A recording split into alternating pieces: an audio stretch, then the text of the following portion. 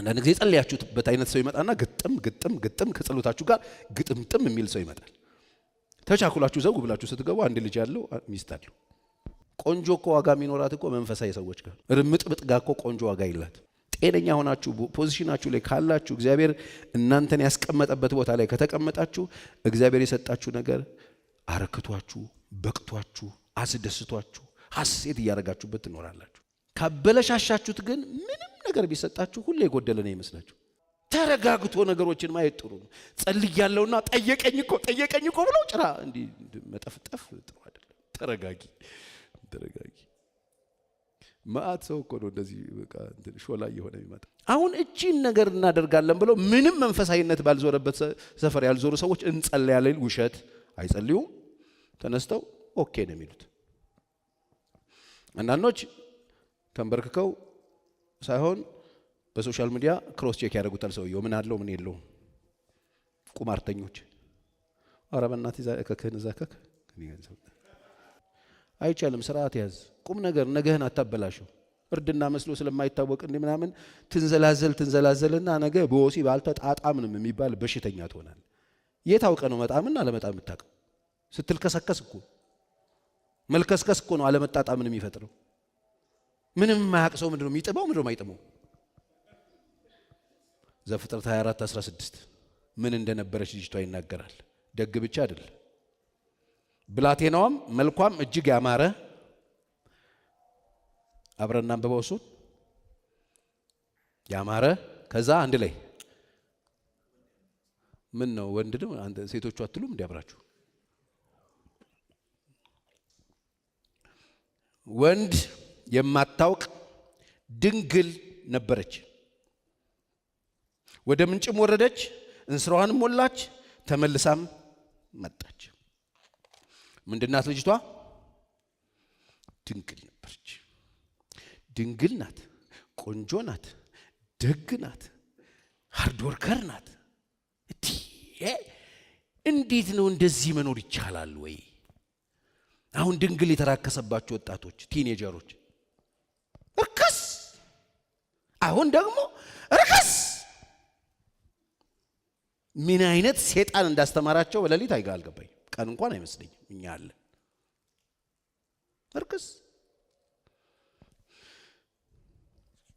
እቺ ልጅ ወሲብ መፈጸም ስለማትችል ነው ድንግል ሆና እስከ ዛሬ ቆየችው። ወንድ ስለሌለ ቆንጆ ናት፣ ደግሞ ተግባቢ ናት። ምንም ጥያቄ የለውም። ምክንያቱም ያወቀችው ቀን ሰውየውን ያገኘችው ቀን ነው። ከሰውየው ጋር የኮሙኒኬሽን ችግር የለባት። ድንግልናዋን የጠበቀችው በር ተዘግቶባት ነው እንድትል አለ እንስራ ይዛ የምትወጣ ናት። ትገናኛለች ከሰዎች ጋር። ራሷን ጠብቃ ይኖረች ናት። ስለዚህ የተጸለየው ጸሎት አባትየው የፈለገው ፍለጋ ኤሌዘር የጸለየው ጸሎት እንዴት እንደተገጣጠመ ተመልከቱ። ይሄ ሁሉ መልካምነት ይዛ ቆንጆ ልጅ፣ ቆንጆ ሴት፣ ድንግል ሴት፣ ሃርድ ወርከር ሴት፣ መልካም ባህሪ ያላት ሴት ኒቶና መኖር ትችላለች? አሁን ከረንትሊ መኖር ትችላለች እኛ ጋር? እቺ ልጅ የሚያራክሱ ማዓት ቤተሰቦች አሉ በዙሪያ በቃ እንዲዞርባት የሚያደርጉ ይሄንን ኳሊቲ አፈር የሚያገቡ ሰዎች በዙሪያቸው ይኖራሉ። አንቺ ምንድነው እስከዛሬ ድረስ አንድ ነገር አድርጌ ምናምን ብለው የማይሆን ነገር ውስጥ ልጆቹ የሚወትፉ ሰዎች አሉ። ስሙኝ፣ እዚህም እዛም ያላችሁ ወጣቶች ንጽህናችሁን ጠብቃችሁ፣ ራሳችሁን ጠብቃችሁ፣ ስነ ምግባራችሁ ላይ እየሰራችሁ፣ ባህሪያችሁ ላይ እየሰራችሁ፣ ደጎች ቸሮች፣ ራሳችሁን ክሊን አድርጋችሁ የምትኖሩ ኮንፊደንሳችሁ ሙሉ የሆነ ከሰው ጋር መግባባት የምትችሉ እናንተ ሰዎች እግዚአብሔር ምስክሬ ነው አትወድቁ። እናንተን እግዚአብሔር በምንም ታምር አይጥላችሁ። ስለ እናንተ እየተጸለየ ነው። አባቶች እየጸለዩ ነው። ጎልማሶች ሰው እየጸለየ ነው። የሚያገባችሁ ሰውዬ ብቻ አይደለም የሚጸልየው፣ የማያገባችሁ ሁሉ ስለ እናንተ ይጸልያሉ። እግዚአብሔር ትልቅ ነው፣ ልጆቹን አይጥል። የሚገርም ነው። ይሄ ሰውዬ ልክ የምታደርግለትን ነገር ካየ በኋላ ተዘሎ እግዚአብሔር የተመሰገነ ይሁን ብሎ እቅፍ አድርጎ ከፍ አረጋት አይልም። በጣም የሚገርመኝ ደግሞ የሰውየው ሁኔታ ነው። 24-21 ምክንያቱም ከጸለያችሁ በኋላ እግዚአብሔር እየመራችሁ መሆኑን አለመሆኑን ደግሞ እርግጠኛ መሆን ያስፈልጋል አይደል? ዝም ብሎ መቸኮልም አያስፈልግም። ትክ ብሎ መመልከት በጣም ትኩረት የሚፈልግ ነገር ነው። ስለዚህ የሆነ ነገር ከሆነ በኋላ የሚመስል ነገር ካለ በኋላ በደንብ ትክ ብላችሁ ይዩት። እንዳልኳችሁት ዳዲ የሚል ድምጽ ካለ እውነቴን እኮ ነው ብላችሁ ትክ ብሎ ይመለከት ነበር። እግዚአብሔር መንገዱን አቅንቶለት እንደሆነ ወይም እንዳልሆነለት ለማወቅ ዝም አለ ይላል። አየ አንዳንድ ነገር ጸልዬ ቸኩል አይደለም ዘው የምትል ረጋ ትላለ። ይሄ ነገር ቆይ እግዚአብሔር ነው አይደለም። ረጋ ማለት ደግሞ በጣም ጥሩ። ትክ ብለሽ በነገራችን ላይ ሴቶች ብቻ አይደለም ወንዶችንም ትክ ብላችሁ ይውሺ እንትን ተጀምሯል። እንትን በስነ ስርዓት ባይሴፕስ ምናምን ቸስት ምናምን ተጀምሮ ትክ ብለሽ እንደዚህ ጥርሙስ የሚል እንደ ሴቶቹ እንትን ተጀምሯል። ሲምቢጣ የሆነ ሰውዬ ለብሶ ቆዳ መውጣት ጀምሯል አሉ። አይቻለሁ ሶሻል ሚዲያ ላይ ሲንቀሳቀስ። ሴት ብቻ አይደለም የወንዶችንም ቼክ አድርጉ።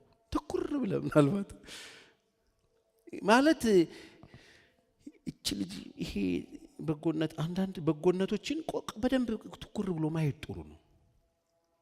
ታውቃላችሁ ሰይጣን በጣም በጎ ነው ሲመጣ፣ ወደ ህይወታችሁ ሲመጣ መጥፎ ነው አይመጣ። በጣም ብዙ ሰው የሚበላው እኮ እዚህ ጋር ነው። ሰይጣን እኮ ደግ ሆኖ ነው የሚመጣው፣ ቸር ሆኖ ነው የሚመጣው፣ ለጋስ አሳቢ የሆነ ምርጥ አጎት ሆኖ እኮ ነው የሚመጣብህ። በጣም አሳቢ ለአንተ ተጠንቃቂ ሆኖ ነው የሚመጣብህ። ብዙ ሰው የሚበላው እዚህ ጋር ነው። ሰይጣን እንደ ዳይኖሰር እንዲህ ሳት እየተፋ እንደዚህ ላጭ እየዘራ የሚመጣ አውሬ ያርጋቸው አትሳሉት። በጣም ስማርት ነው። ችግሩ ምንድነው? አይዘልቅም። ከጫፍ እስከ ጫፍ መልካም አይደለም እሱ። ከጫፍ እስከ ጫፍ መልካም አንዱ ጌታ ብቻ ነው። ሰይጣን ነፍሰ ገዳይ ነው። ሊሰርቅ ነው የሚመጣው። ሊሰርቅሽ ይሰጥሻል። ወጥመድ ላይ ዳቦ ያስቀምጥብሃል። ወጥመዱ እንዲይዝ ሰይጣን ነፃ ስጦታ የለውም። ስለዚህ ትኩር ብሎ ማየት ጥሩ። የአንዳንድ ሰዎች ጊፍትን በደንብ ጠንቅቆ ማየት ጥሩ።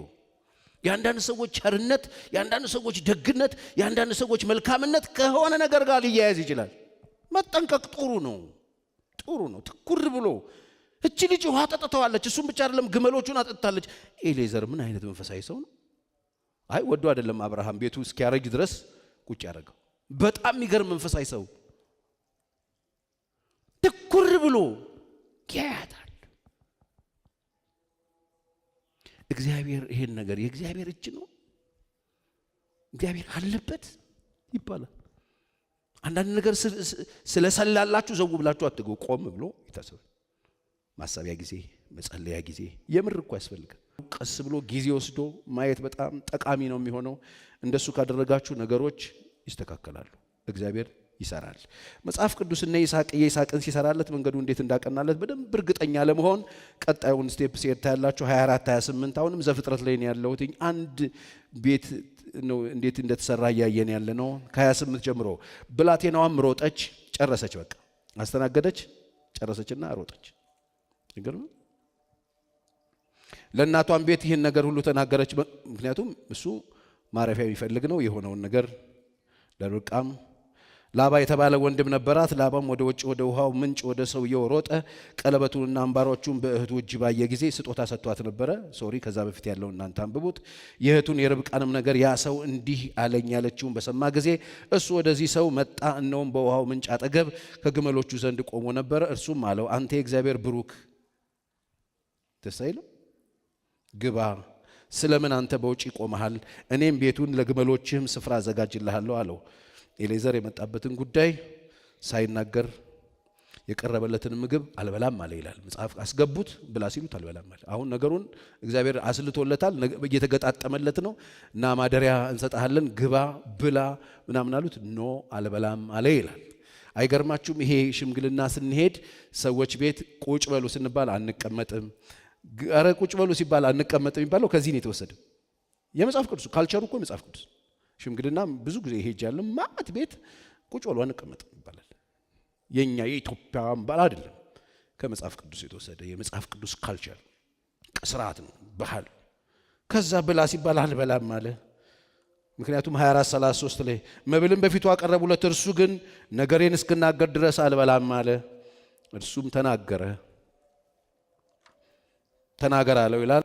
ስለ አብርሃም፣ ስለ ይስሐቅ፣ ስለ ጉዞ መንገዱ ላይ ስለ ጸለየው ጸሎት፣ ርብቃም ግመሎቹን እንዳጠጣች፣ እግዚአብሔር መንገዱ እንዴት እንዳቀናለት፣ ጸሎቱ እንደተሰማ ነገራቸው። እንዴት እንደነገራቸው፣ አብርሃም እንዴት እንደጸለየ፣ እሱ እንዴት እንደላከ፣ እሱ ምን ብሎ እንደጸለየ፣ ርብቃ ያደረገችለትን ነገሮች እንዴት እንደተገጣጠሙ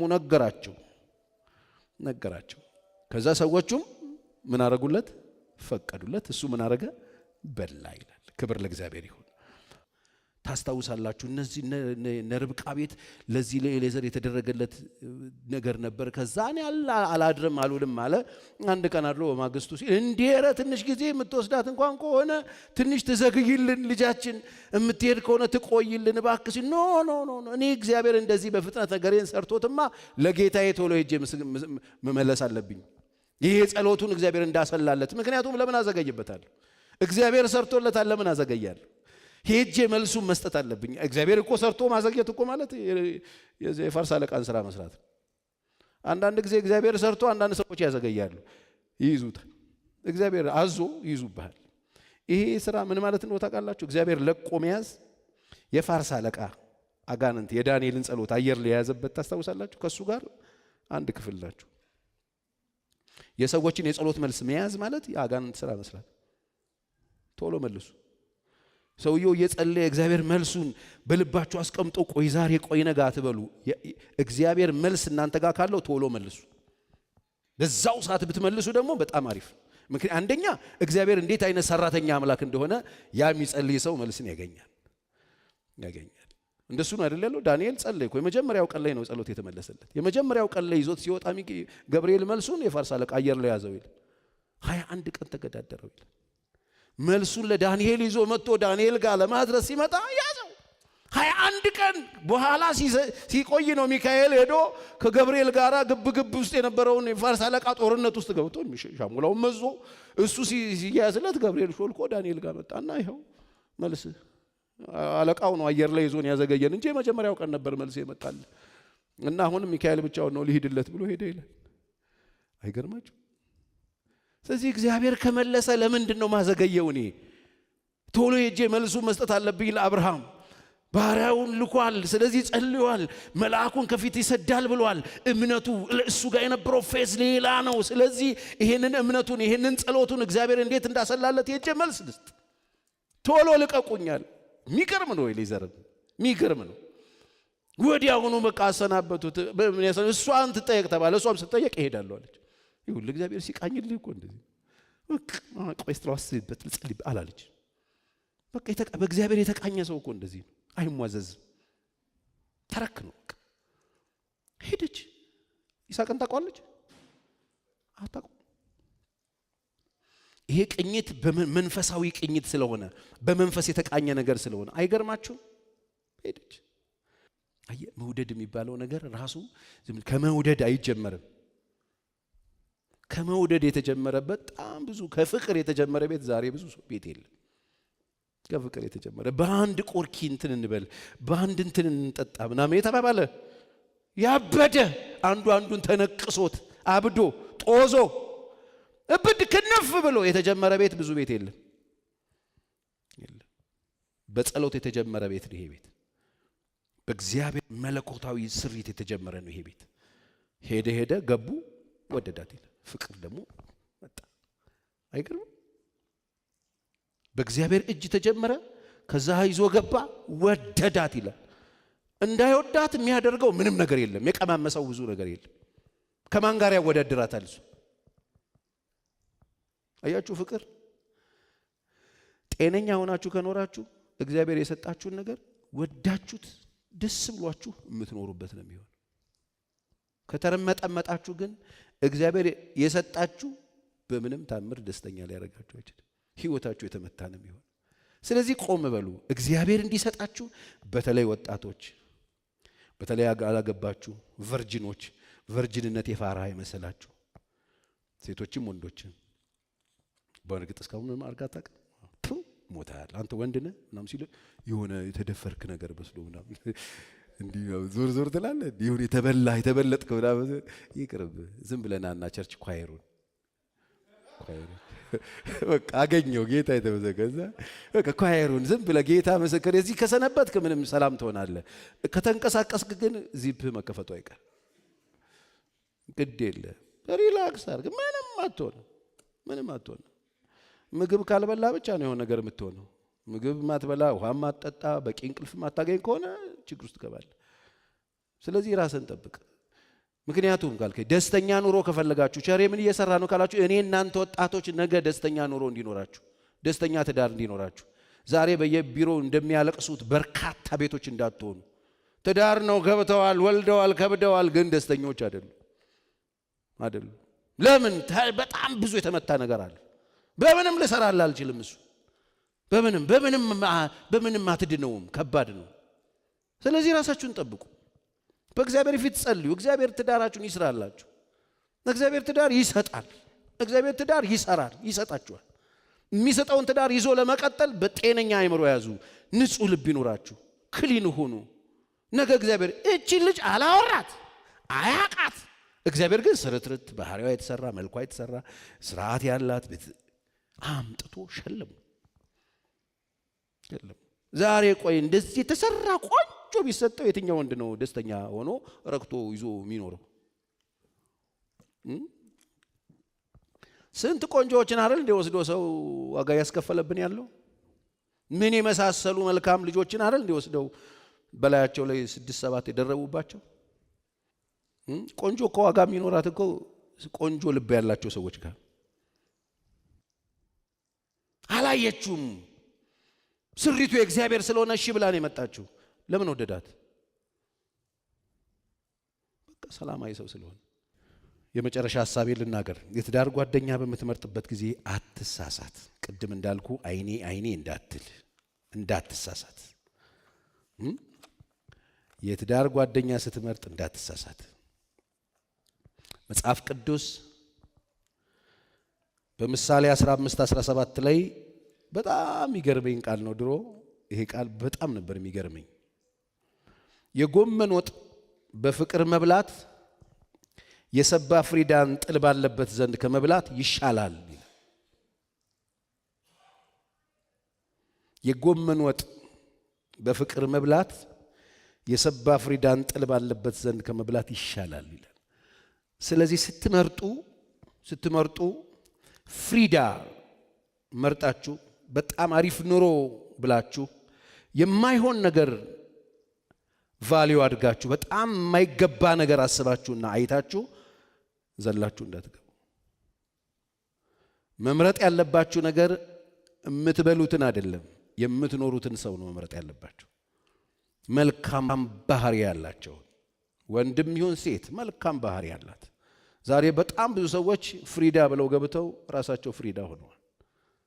ራሳቸውም በማይሆን ዋጋ ሽጠዋል። ምን ነው በቀረብኝ የሚሉ በርካታ ሰዎች አሉ። ደስታ የለውም፣ ፍሪዳ ውስጥ አይደለም ያለው። ሐዘን ካለበት ፍሪዳ እየበሉ ሐዘንተኛ ከመሆን ጎመን እየበሉ ደስተኛ መሆን ይሻላል ይላል። ሲጀመር ያው አሁን እንግዲህ ሳይንሱ የትኛው ነው ለጤንነት የሚሻለው የሚለውን አንገተው አይደል? ዶክተሮች ቢመክሩ ጎመን ብላ። እኔ ይገርመኛል በጣም እሱ ነገር። እንዴት ትቀበሉታላችሁ? ጎመን ፍሪዳ ከምትበላ አሁን ምረጥ ብትባል ትልቅ ሀብታም ሰው ይበላው ጎመን ነው። ዲል የተፈለገው ነገር ግን ግልጽ ነው አይደል? ግልጽ ነው። ስለ ጎመን ምናምን አለ። ጎመን በጣም አሪፍ ምግብ ነው። እንደውም ከዛኛው የሚሻል ለጤንነት ጥሩ ነው እየተባለ ያለው ይሄ በጣም ኮንፈርት አለው ብላችሁ ከምታስቡት ሐዘን ካለበት ቤት ኑሮ ደሃ ደሳሳ ጎጆ ቤት ውስጥ ያለ ሰላም ይሻላል። በዚህ እንደው ይሻላል መሰለኝ፣ እንደሱ ይሻላል። የማይሆን አይነት ትልቅ ኑሮ ውስጥ ገብታችሁ ወና ሆናችሁ ከምትኖሩ ትንሽ ኑሮ ውስጥ ገብታችሁ ደስተኛ ሆናችሁ ብትኖሩ ይሻላል። ስለዚህ ምርጫ ላይ እንዳትሳሳቱ። ይሄ በአይኔ ብላችሁ የገባችሁበት አይን እንደሚያጠፋ፣ እንጀራ ብላችሁ ገብታችሁ ህይወታችሁ እንዳይበላሽ፣ እንደው ኑሮዬን ለመቀየር ብላችሁ ገብታችሁ ህይወታችሁን ሚስ እንዳታረጉ፣ የቁም ሲኦል እንዳይሆንባችሁ ኑሮ መጠንቀቅ አለባችሁ። በጣም ብዙ ሸማቾች ወጥተዋል ከተማ ላይ ገንዘብ ይዘዋል። እናንተ ራሳችሁን በጣም ካራከሳችሁ ይገዟችኋል። ራሳችሁን አታራክሱ። ለራሳችሁ ክብር ይኑራችሁ። ለራሳችሁ ዋጋ ስጡ። ምክንያቱም እናንተ ላይ የተከፈለ ዋጋ የኢየሱስ ደም ነው። በጣም ውድ ሰዎች ናችሁ። አታራክሱ ራሳችሁ። ኖ እኔ የተወለድኩት ቀበሌ ቤት ነው፣ እናቴ ደሃ ናት፣ አባቴ ዘበኛ ምን አትበሉ። እሱ ውስጥ አትግቡ። የትም ተወለዱ። ዋናው ነገር የምትደርሱበት ቦታ ነው። ኢየሱስ የተወለደው በረት ነው። በረት ስለተወለደ ዋጋው ርካሽ ነው ማለት አይደለም። ኢየሱስ በጣም ትልቅ የጌቶች ሁሉ ጌታ ነው። የነገስታት ንጉስ ነው። አሁን ያለው በሰማይ ነው። አሁን ያለው በቀኝ ነው። የትም ተወለዱ። እናንተን አታራክሱ። የምትኖሩትን ኑሮ አይታችሁ ዋጋችሁን ቺፕ አታርጉ። ስለዚህ ለራሳችሁ ክብር ስጡ። በእግዚአብሔር ፊት ጸልዩ። ራሳችሁን አክብሩ። እናንተ ራሳችሁን ካራከሳችሁ ማን እንዲያወሰውዳችሁ ፈልጋችሁ? እናንተ ራሳችሁን ከጣላችሁ ማን ሊያነሳችሁ? ስለዚህ የጎመን ወጡ ይሻላል ከማይሆን አይነት ኑሮ። ሌላው ምሳሌ 25:24 ከጠበኛ ሴት ጋራ በአንድ ቤት ከመቀመጥ በሰገነት መሃል ማዕዘን መቀመጥ ይሻላል። ይሄ ምን ማለት መሰለ? አሸንዳ ስር ይሄ የራሻ ቸርች ነው እኮ። ከጠበኛ ሴት ጋር አመል ከሌላት ሴት ጋር ተጋብተ ሰላም ከማትሰጥ ሴት ጋር ተጋብተ ከመኖር የሆነ ማዕዘን ጥቅ በእኔ ልፍታላችሁ የሆነ አሸንዳ ዝናብ የሚወርድበት አሸንዳ ስር ሄዶ መቀመጥ ይሻላል አለ። ቸርች እየተደረገ የራሻ ቸርች እኮ ነው። እላይ ተያለ ይፋይ ደበደበ እንደሱ መኖር ይሻላል። ስለዚህ ምርጫ ላይ እንዳትሳሳቱ። እድሜህን በሙሉ በራሻ ቸርች የራሻ ቸርች ምን ነው የራሻ ቸርች በገደለኝ የምትለው አይነት ኑሮ አንዳንድ እኮ ኑሮ እና እግዚአብሔር ይጠብቃል። ስለዚህ ይስሐቅ የተጸለየበት ቤት ነው። ቤተሰቦቹ ጸልየዋል። ራሱ በጣም ስነ ስርዓት ይዞ ጤንነቱን ጠብቆ ንጽህናውን ጠብቆ ነው የተቀመጠው። በጣም ተዋውቀናል፣ ዴት አድርገናል፣ ተሞካክረናል አላለም። እሷም እንደዚሁ ራሷን ጠብቃ ቁንጅናዋን ጠብቃ ሃርድ ወርከር፣ ራሷ ላይ በደንብ የሰራች ጨዋ ደግ፣ ራሷን ባህሪዋን በደንብ የሰራች ስልጥን ያለች ንጹህ ቆንጆ ሴት ሆናን የኖረችው። በዚህ መሃል እግዚአብሔር ገባ። እግዚአብሔር እንደዚህ አይነት ሰዎችን አይጥልም። እዚህ በአንድም በሌላም መንገድ በስተት የወደቃችሁ ሰዎች ተነሱና ራሳችሁን በንስሐ ጽድት አድርጉና በእግዚአብሔር ፊት ንጹህ ሆናችሁ ለመኖር ወስኑ። ጓደኝነት ስትጀምሩ እንኳን በሆነ አጋጣሚ ሰዎች መጥተው ሊሞካክሯችሁ ሲፈልጉ እንዲህ አይነት ጥያቄ የጠየቀሽ ቀን ቀይ አውጭና ከዚህ ፒው አርጊና ሸኝ። አዎ እንደሱ ነው የሚደረገው። እንዲህ ካላረች ብትመወደድሽን ታዲያ በምን አውቃለሁ ሲልሽ ኧረ በእናትህ ተጨንቀኝ ምናምን አትሟዘሽ ይላል። ቁም ነገር ግን እንደሱ ከተሟዘሽ ትሰጫለሽ። አትሟዘሽ። እንደሱ አታስቢበት። ቆይ ላስብበት ምናምን አትበይ። የሚታሰብበት አይደለም። ሳያገባሽ እንተኛ ካለሽ አታስቢበት። በእኔ ይሁንብሽ። ላስብበት። ቆይ እስቲ ጸልይ። በዚህ አይጸልይም። በዚህ ንኪው ነው የተባለው። በቃ ራሳችሁን አታራክሱ። ራሳችሁን ጠብቁ። እኔ እኮ በቃ እንደዚህ ማድረግ ኖሮ እንደ ሰዎች አትበይ። በምን በኋላ ባንደሳሰትስ በቃ እንደዚህ የሚል ሰው ኦሬዲ መክኗል። በኋላ ደስተኛ ባንሆንስ ምናምን ካለ ኦሬዲ ይዞዬ ሾክ አብዘሩ ምን አድርጓል ነው የሚባለው። የሆነ ነገር ሲበላሽ ማለት በቃ ተበላሽሽ ነው የተበላሸ። እግዚአብሔርን የማይፈራ ነው። በቃ ከወዲሁ እግዚአብሔር ምልክት ሲሰጣችሁ